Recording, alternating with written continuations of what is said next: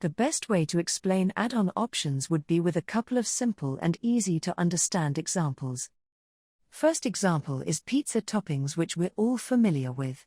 Some customers may want toppings on their pizza and add them, while others may not and completely skip them. So we use the add-ons feature whenever we offer our customers options that they may or may not wish to choose. Another example of add-on options would be some type of customization to a product or service that you offer. For example, you may offer gift wrapping for an additional fee as a nice option for your customers. Again, the add-on options feature would be a great way to offer this to your customers. Please keep in mind that you can choose to charge or not charge for add-on options. If you offer an add-on but don't want to charge for it, simply set the price to 0.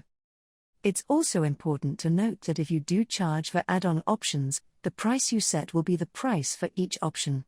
Going back to our pizza toppings example, if you set the price to 50 cents and a customer adds 3 toppings to their pizza order, Ingrid Connect will add $1.50 to the total price.